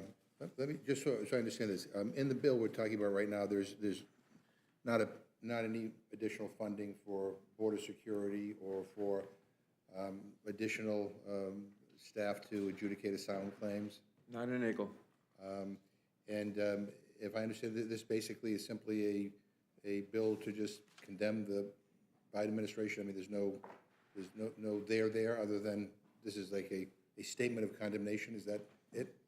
That's correct. Is that what this bill does? Is that it? Ranking Member, what this bill does, and the reason why I answered this question in my comments opening statement was, why do we need this? We need this for two reasons. One, because folks on the Democratic side of the aisle refuse to acknowledge that there's a crisis at the border, number one. And number two, they refuse to acknowledge that it's largely a result of Biden's policies. And if that acknowledgement were to happen, this resolution likely would not be needed. I think what people are looking for, and I think what many of our constituents are looking for are solutions, right? How do we deal with this? There's a lot of reasons why people are coming to the border right now. You know, the world is in unprecedented turmoil. People are coming from all over the world for a variety of reasons. And, you know, that's one subject that maybe that we need to improve some of our foreign policy initiatives. But it seems to me that there is great consensus that, you know, we need to beef up our border security. That doesn't solve everything, but that's one thing we can do. It seems to me that what Mr. Nell is suggesting about additional funds for, you know, to help process asylum claims seems like a reasonable thing to do. And I think that Democrats and Republicans could agree on that. I mean, there's an old saying that you don't have to agree on everything to agree on something. And so there's something we agree on, we got to get done, and we got to move forward. But here's what I worry about, Mr. Moran. I worry about, and I say this not with any disrespect, but I really think that some of my Republican friends are not interested in solving the problem. They're interested in a political issue. And I say that, and maybe you were on this call, where reports about House Speaker Mike Johnson privately told House Republicans that he will not accept whatever border security deal comes out of the current talks between the Senate and the White House. A GOP lawmaker familiar with the call said, we don't even know what that deal is. And were you on that call with the speaker when he said that? I was on that call. And I'm just trying to understand, I get it, you guys are committed to this HR 2, which a lot of people, I find offensive and quite frankly, against our values. But nonetheless, I think everybody agrees we ought to do more at the border to stop people from coming in. We ought to do more to get these asylum claims moved forward quicker. And if you don't qualify, then you cannot stay here. Like, I mean, Mr. Nadler talked about the filibuster from the Senate. There are some pretty right-wing Republicans in the Senate on the Republican side who I don't think are pushovers. But if there is a bipartisan deal in the Senate that emerges on this that can get around a filibuster,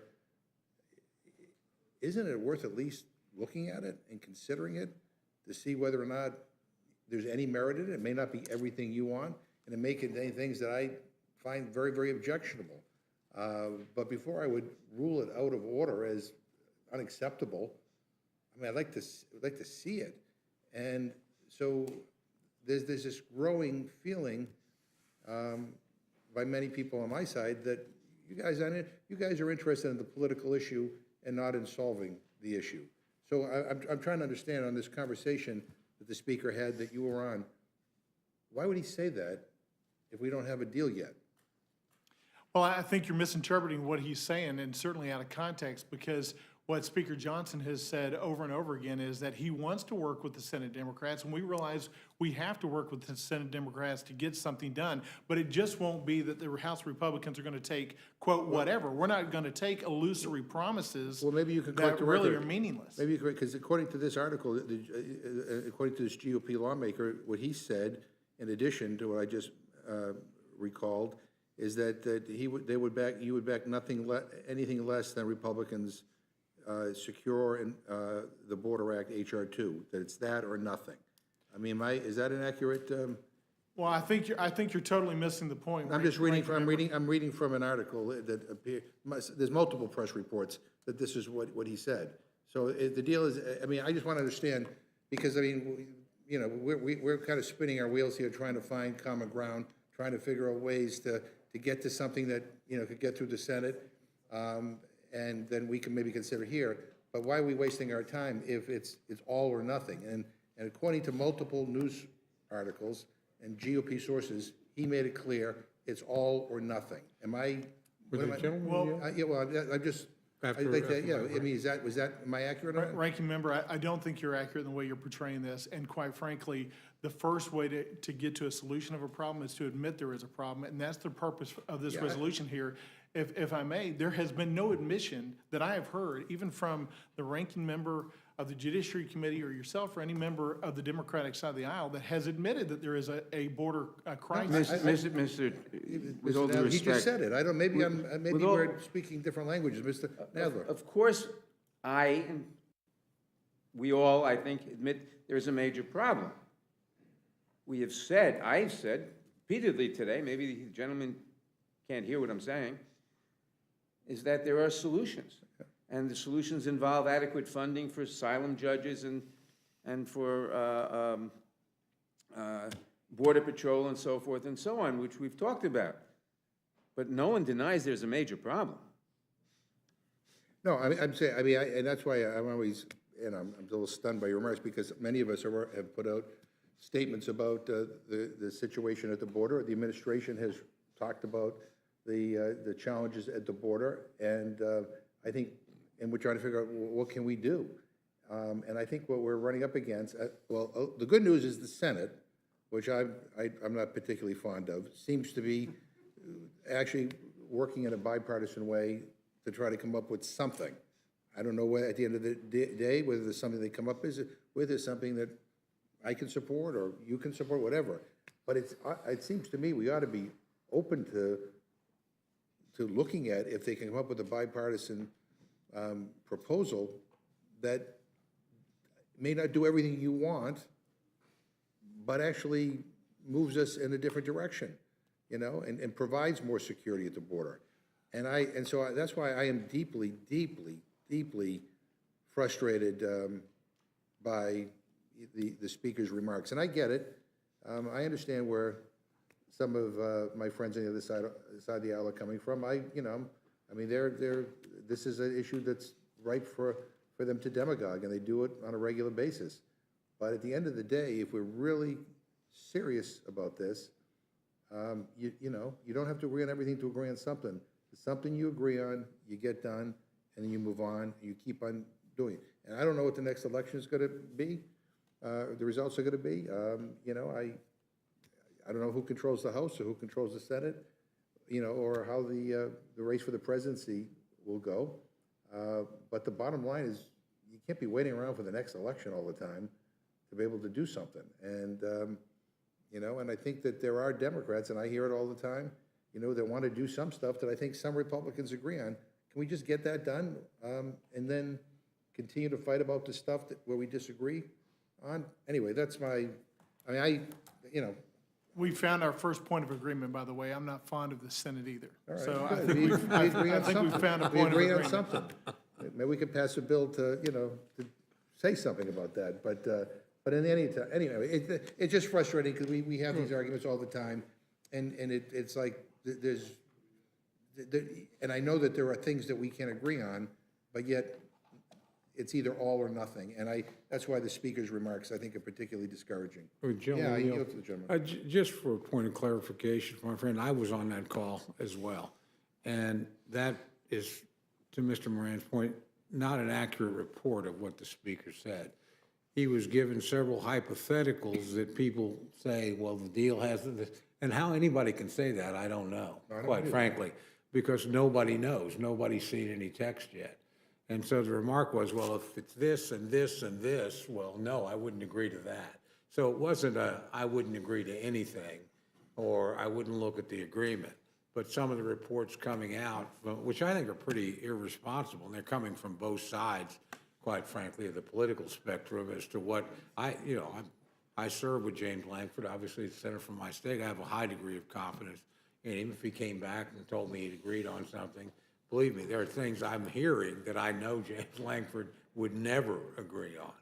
So I'm actually agreeing with my friend. Let's wait and see what the text is, and then I think you're exactly right. We ought to evaluate it on that basis if we can do something. No, but we aren't an automatic rubber stamp for the United States Senate. We were never designed to be. So may be good enough, may not be good enough, may require something different, but it's a legislative process, and we're pretty early in it to decide. We all know, and of course we all know there's lots of other elements in this agreement. It's not just a border security agreement. A lot of people on my side would feel a lot more comfortable probably if it were. I actually support the other elements that would be in that package that we know more about. Some of my colleagues don't, fair enough. But again, I just wanted to assure my friend, the speaker did not say it's this or nothing. He was presented with hypotheticals about what other people were reading because of speculation. So, well, basically, certainly I wouldn't accept that or that or that. So let's wait and see if they get to a deal, and then I'll join my friend. We'll look at it. We might even find ourselves voting on the same side. No, I appreciate that. I'm just going by news reports. Now, I think that's fair, but I listened to the conversation, so. That were related to reporters by a GOP member who was apparently on the call. And again, I know my friend's never been in a private conversation that was misreported someplace and he had to respond to.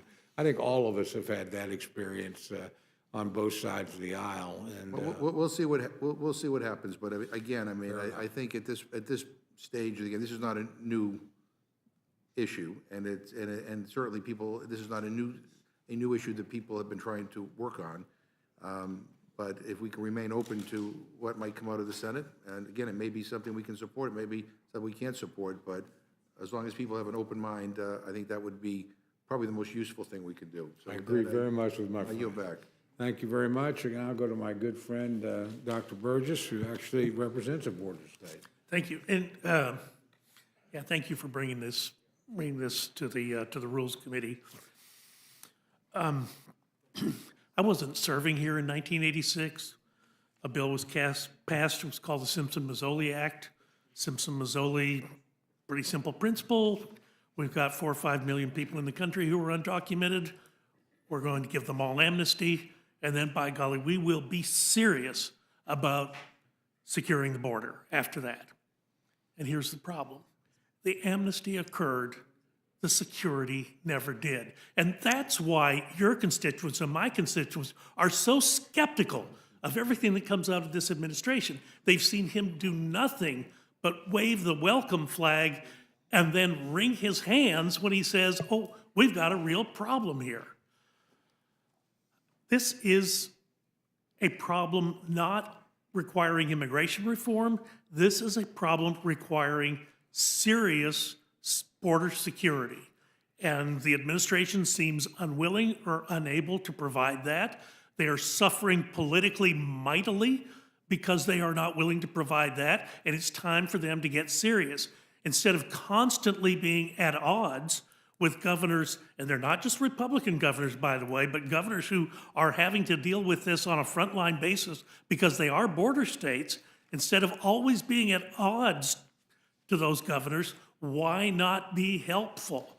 And look, Mr. Nadler, a lot of sympathy for your mayor, but I got to tell you, in the Budget Committee a year and a half ago, right before Title 42 expired, I asked the Secretary of Health and Human Services, what are you doing to provide information to the people who are downstream, who are going to be seeing the vastly increased numbers of people coming across the border without the benefit of citizenship? What are you doing to prepare them? What are you doing to prepare their schools, their hospitals, their communities for what is coming their way? And what did he tell me? He gave me a non-answer and said, well, there are intergovernmental ways that this will be managed. Well, that's BS, to be polite. There was no intergovernmental program. There was no warning. There was no willingness to do anything to alert those communities to what's coming, not to stop the problem from coming, but just to say, hey, watch out, because we're not protecting the border, and this is what's coming your way. And as a result, you've got school districts. I know in our state, we've got school districts that are literally overwhelmed with people, new arrivals that they weren't prepared for. No one warned them. There was no forewarning to adjust their tax base so they would be able to deal with that. We know law enforcement is overwhelmed. We hear from sheriffs when we go down and visit the border sheriffs will tell you in very plain language what they are dealing with. And Mr. Moran, your analogy about when you're dealing with a flood, you got to stop the flow first before you can do anything else. And this administration refuses to stop the flow. So my read of what your resolution does is say, look, we've got to stop the flow. Mr. President, if you won't, we will, and it has to happen. I was also here in 2010, the ranking members left, said the Senate filibuster is what's prevented any serious immigration reform. You know, I was here in 2010. You had a 60-vote majority in the Senate. And although it wasn't strictly everything that we're talking about today, Mr. Durbin had his Dreamer Act that he wanted to get across the floor of the Senate in a lame duck session in 2010. You have 60 votes in the Senate, but 4 Democrats voted against it. In fact, 3 Republicans voted with Mr. Durbin. 4 Democrats voted against it. So it's not Republicans who are preventing this from happening. When you had 60 votes in the Senate, you couldn't do it either because your senators wouldn't vote for it. That's what makes this all so tiresome. The problem is not immigration reform. The problem is security. Please secure the border, and then we can talk about whatever else we need to talk about. Thank you, Mr. Chairman, for letting me vent on that, and I'll yield back. The gentlelady from Pennsylvania is recognized for any questions she may have. So what's great about this committee is there's equal opportunity venting. You know, this resolution starts with a nakedly political title and a lie that the administration has embraced open borders, which it has not. And it continues with a number of false and nakedly political assertions about the causes of migration at the border and the government's response to border security. It fails to recognize the strides that have been made in reducing the flow of migrants at the border, I think by over 2/3 in recent months, and the increasing seizures of fentanyl at the border. What it does make clear is that this is political, that it is not a legitimate attempt to find solutions to what is happening at the border. If the House Republicans were looking for solutions, they would have embraced the supplemental funding that the president has requested. If House Republicans were looking for solutions, they would have embraced the bipartisan attempts in the Senate to address the border issues, instead of declaring that they will be dead on arrival in the House. And again, it's just clear that this is a nakedly political exercise. House Republicans are too happy to talk about the crisis at the border, but unwilling to do anything to address it. And in fact, the Speaker has been quoted as saying that nothing will happen on the border until Trump is back in the White House, or there's another Republican president. So this is a political exercise. I don't think you can expect any Democrat to vote for this resolution, given the fact that it completely misstates what's happening and takes as its basic premise an open border policy, which is in fact not the policy of the Biden administration. So I yield back. Thank you. Gentleman from Pennsylvania is recognized for any questions he may have for the panel. Thank you, Mr. Chairman. I appreciate it. So just to put these things in perspective, last month was the highest number of border encounters ever in our history. I mean, that's the level where we are right now. With that said, Judge, do you have anything that you would like to add? Just to go back real quickly to what Ms. Scanlon just said, that the Biden administration has not embraced open border policies. I'm struck by the fact that in a memo by Speaker Johnson back in on January 4th, he laid out 64 different instances and specifically by date and by action called out the administration for 64 different things he has done beginning on day one of the administration and continuing through the first week of January 2024 that actually have led to the border crisis that we're seeing now. Back in December, Speaker Johnson sent a letter December 21st to President Biden specifically laying out a number of broad policy agenda items that he should return to. I keep hearing more and more about this, it's a matter of funding, it's a matter of funding, it's a matter of funding. If that were true, then you would think that you would have seen a huge decrease of funding January 20th, 2021, because that's when the increase in the surge of migration began. But what we know is true is it's not a matter of funding. Funding's, it's, as I said earlier, some of the highest levels, even inflation indexed, as we have seen in the past 40 years. But in fact, the flow of illegal immigration has increased, and not just from one country, but from several countries. And it's all a matter of will and policy of the Biden administration. That's the admission I really wish that the other side of the aisle would take in this resolution, is to admit that not just there's a crisis, but it's a result of and emanating from Biden's policies, and that Biden can have the will, if he just has the will, to undertake new policies or return to some policies. Remain in Mexico being at the top of that list, it would fix a lot of the situation on the border, something that we see day to day. I yield back. Thank you, Judge Moran. I appreciate it. With that, I yield back. Thank you very much. Gentleman from Colorado is recognized for any questions he may have. Thank you, Mr. Chairman. Welcome, Ranking Member Nadler. Of course, privileged to serve on your committee, and Mr. Moran. Welcome to the committee, and I understand this is your first appearance before the Rules Committee, is that right? It is my first appearance. So welcome. Hopefully not my last. Welcome, welcome. Thank you for the warm welcome, by the way. Sure, well, let's wait till after my questions, maybe. I appreciate both of your respective testimonies. Mr. Moran, I guess I want to drill down a little bit on this point that you've made very emphatically throughout today's hearing about funding. And the ranking member posed this question to you about border security funding, and you're adamant that this has nothing to do with funding, that funding is at its highest levels, and that this is not a funding issue. That's your testimony?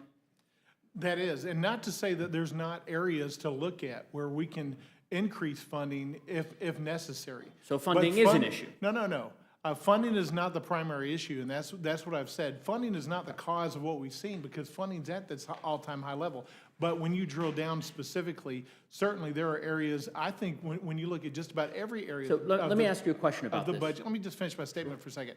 Every area of the budget is going to be overly broad, I think, in some areas, and under-inclusive in some areas. So there is always a good faith attempt to look at every area of the budget to determine where can we increase, where should we decrease.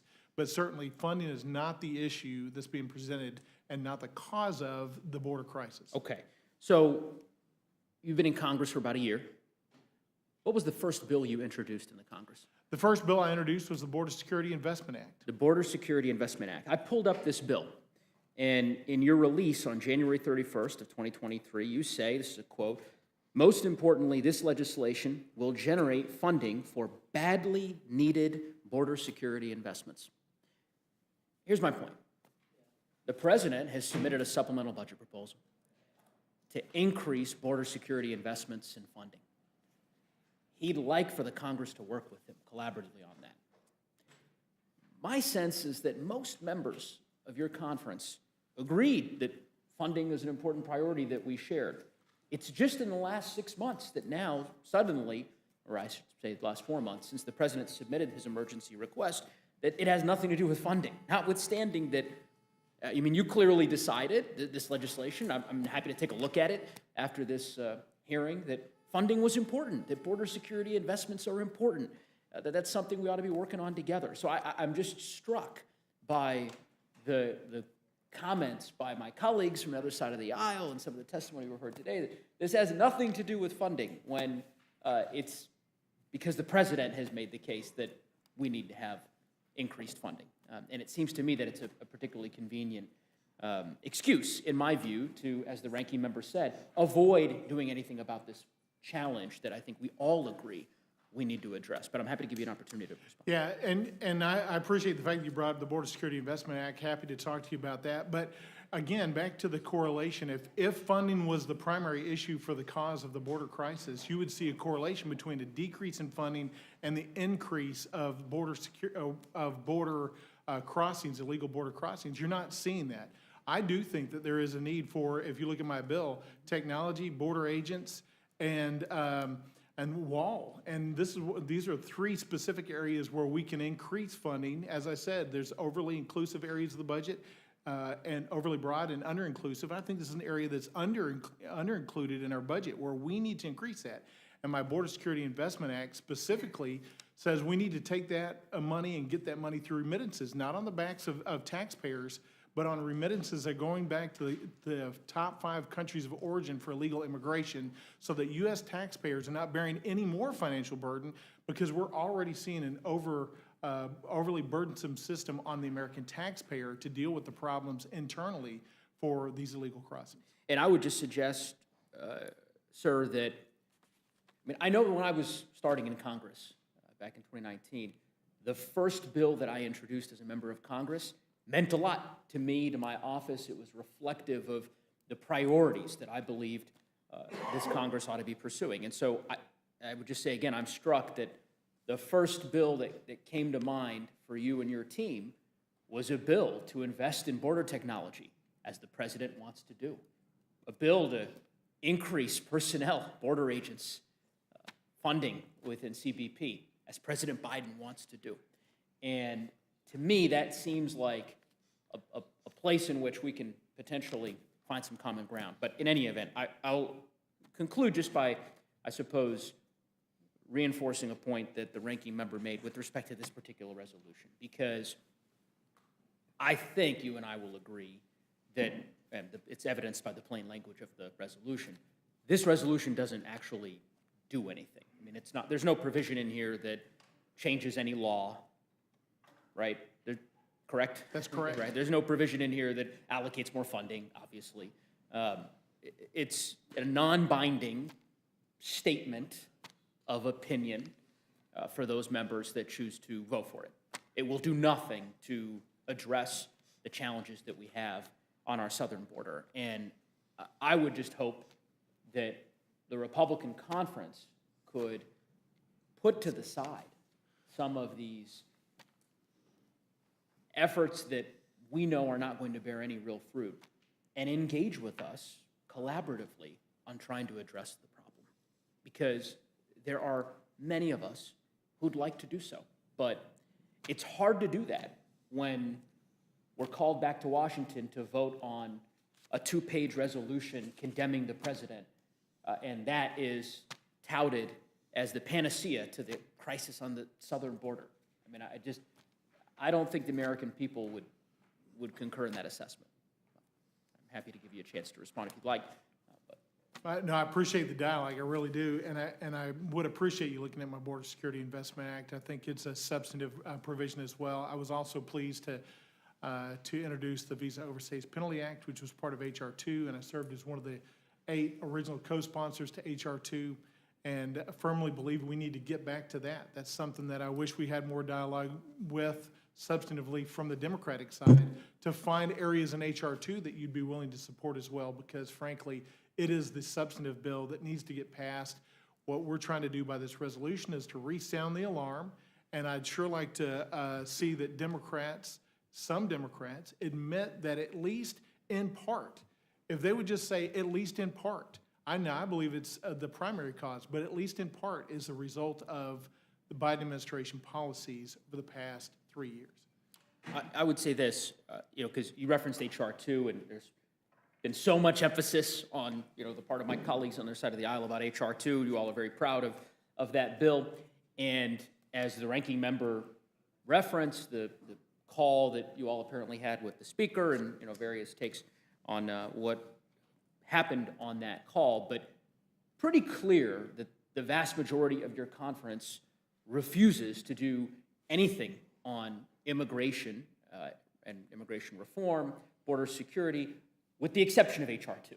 That's essentially your, that it's that or nothing, right? I mean, that's the position that I've certainly heard from. I'm sorry that that's the public perception, but frankly, the Republicans are doing, I think, a lot of different arenas to try to move the ball forward and willing to engage in substantive discussion. But I haven't heard one Democrat say that there's any part of H.R. 2 that they would support. I'd like to understand if there's portions of H.R. 2 that Democrats on whole would say, you know what, we agree with this portion, but so far what I hear is we're just not going to accept anything from H.R. 2. Well, I think as you know, obviously, we all know that the senators are engaged in a robust debate right now and a negotiation, and so we'll have an opportunity to test this hypothesis in a few weeks. But anyway, thank you for the exchange. Appreciate the time. I yield back to Ms. Thank you very much. Gentlelady from Minnesota is recognized for any questions she may have for the panel.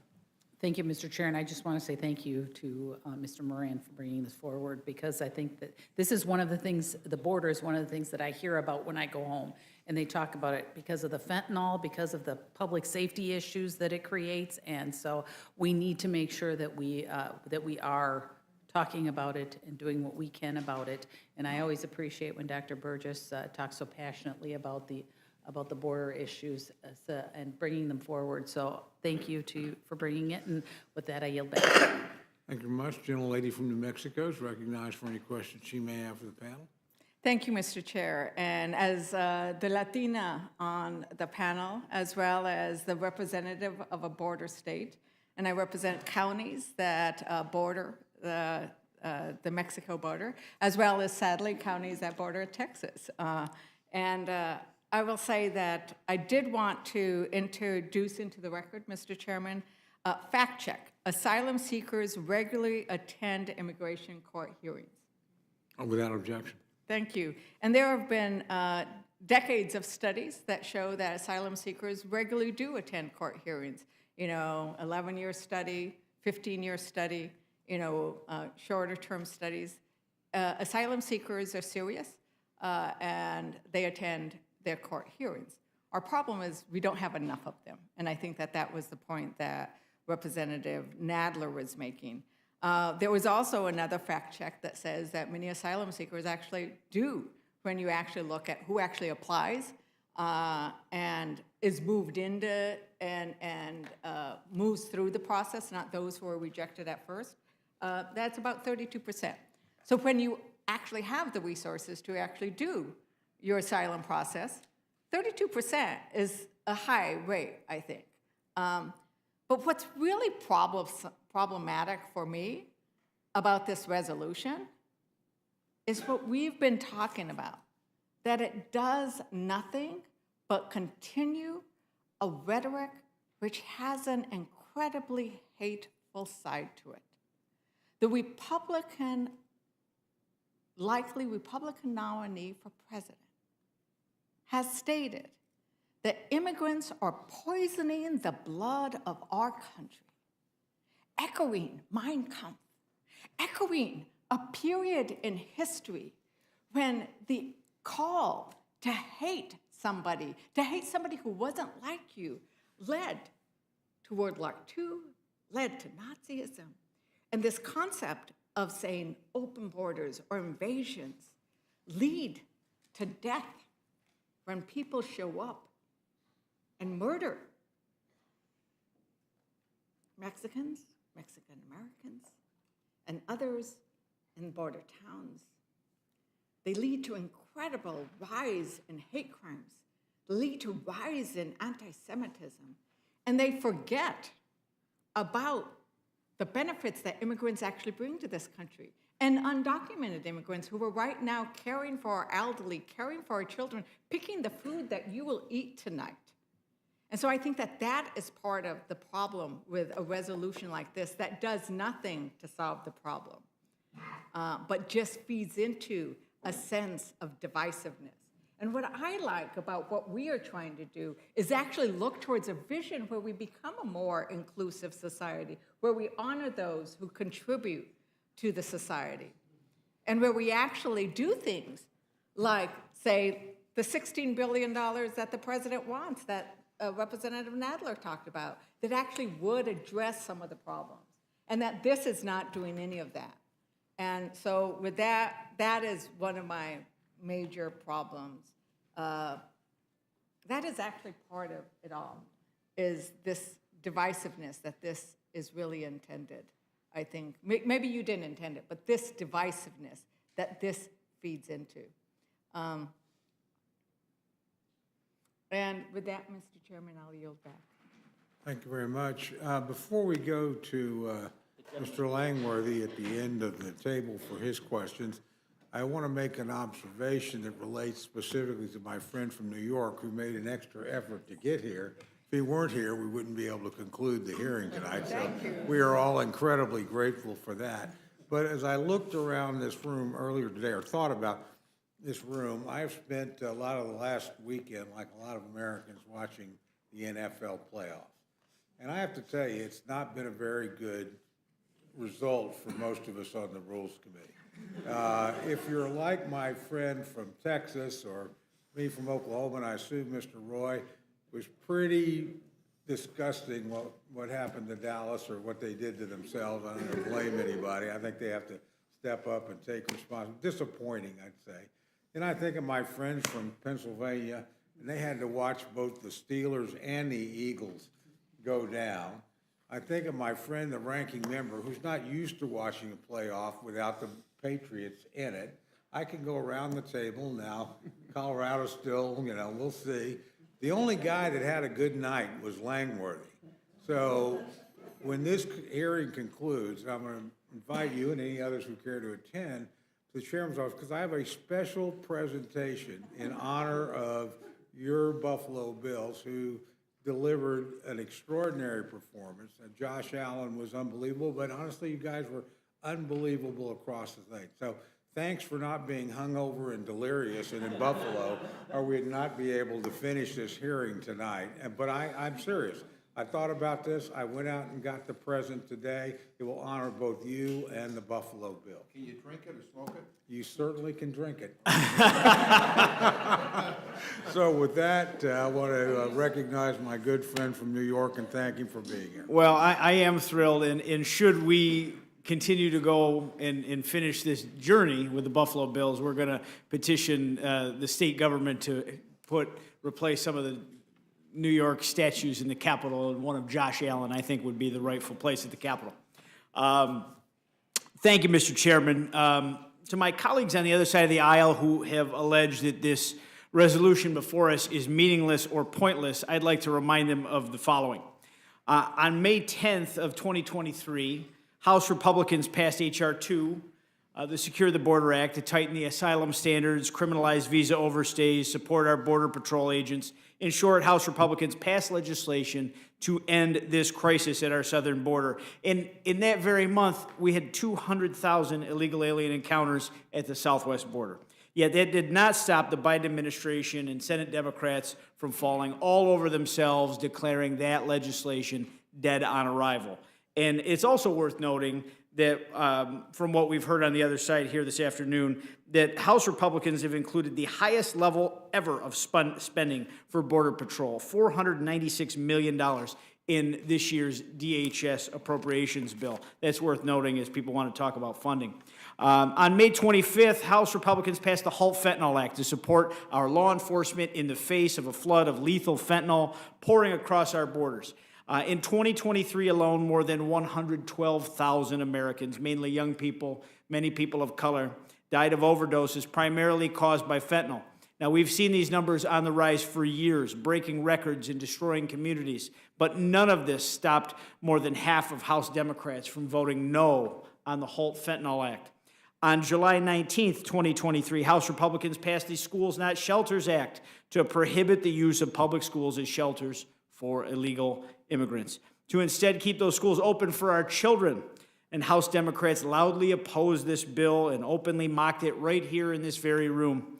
Yet, just last week, in the opposition of local residents, James Madison High School in Brooklyn was closed to students. Students sent home and put on remote learning to make room for sheltering 2,000 illegal immigrants. The students were told to contact their teachers virtually if they needed help with that schoolwork. Haven't we seen that before?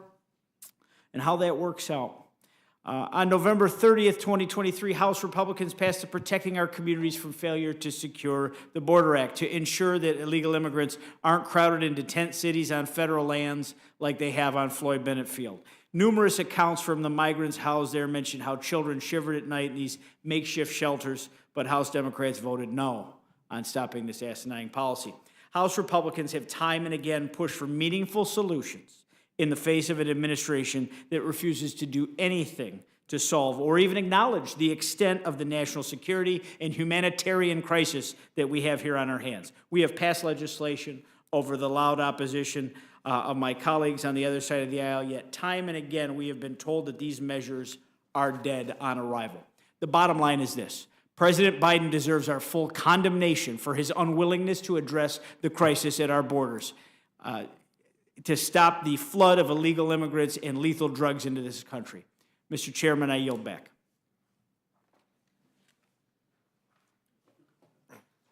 Well, thank you very much, and I want to thank both our witnesses for a robust discussion. We always expect it when Mr. Nadler comes, and always a welcome thing to hear. And Mr. Moran, come see us more often. We appreciate you and your first appearance here as well. Our witnesses are excused. Okay. The chair will be in receipt of a motion from the gentlelady from Minnesota, Ms. Fischbach. Thank you, Mr. Chair. I move the committee grant H.R. 6914, the Pregnant Students' Rights Act, a closed rule. The rule waives all points of order against consideration of the bill. The rule provides that the amendment in the nature of a substitute recommended by the Committee on Education and Workforce, now printed in the bill, shall be considered as adopted, and the bill as amended shall be considered as read. The rule waives all points of order against provisions in the bill as amended. The rule provides 1 hour of general debate equally divided and controlled by the chair and the ranking minority member of the Committee on Education and the Workforce or their respective designees. The rule provides 1 motion to recommit. The rule further provides for consideration of H.R. 6918, the Supporting Pregnant and Parenting Women and Families Act, under a closed rule. The rule waives all points of order against consideration of the bill. The rule provides that an amendment in the nature of a substitute consisting of the text of the Rules Committee Print 118-20 shall be considered as adopted, and the bill as amended shall be considered as read. The rule waives all points of orders against provisions in the bill as amended. The rule provides 1 hour of general debate equally divided and controlled by the chair and the ranking minority member of the Committee on Ways and Means or their respective designees. The rule provides 1 motion to recommit. The rule further provides for consideration of HRes 957 denouncing the Biden administration's open border policies, condemning the national security and public safety crisis along with the southwest border, and urging President Biden to end his administration's open border policies under a closed rule. The rule provides that upon adoption of this resolution, it shall be in order without intervention of any point of order to consider HRes 957. The rule provides that the resolution shall be considered as read. Finally, the rule provides 1 hour of general debate equally divided and controlled by the chair and ranking minority member of the Committee on Judiciary or their respective designees. Thank you very much. You've now heard the motion. Is there any discussion or amendment to the rule? Hearing no requests for further amendments, the question is on the motion to report. All those in favor signify by saying aye. Aye. Those opposed say no. No. The opinion of the chair, the ayes have it. Mr. Chairman, I ask for a recorded vote. Recorded vote's been requested. The clerk will call the roll. Mr. Burgess. Burgess votes aye. Mr. Burgess, aye. Mr. Reschenthaler. Mr. Reschenthaler, aye. Ms. Fischbach. Aye. Ms. Fischbach, aye. Mr. Massey. Mr. Norman. Mr. Roy. Mrs. Houchin. Mr. Langworthy. Aye. Mr. Langworthy, aye. Mr. McGovern. No. Mr. McGovern, no. Ms. Scanlon. No. Ms. Scanlon, no. Mr. Neguse. No. Mr. Neguse, no. Ms. Fleischer-Fernandez. No. Ms. Fleischer-Fernandez, no. Mr. Chairman. Finally get to cast a decisive vote. Aye. Mr. Chairman, aye. The clerk will report the total. 5 yeas, 4 nays. The ayes have it. The motion to report's agreed to. Accordingly, Ms. Fischbach will be managing the rule for the majority. And Ms. Scanlon for the minority. It'll be a good debate. With that, thank you all for your patience, and thank all of you for taking the time to get here. I know it was very difficult in many, many cases, so I appreciate that. And you really were the cavalry, Mr. Langworthy, so thank you for showing up at the last minute. I usually, as a Native American, don't have a lot of good things to say about the cavalry, but tonight you did it and saved us all. So thank you very much, and hearing is adjourned.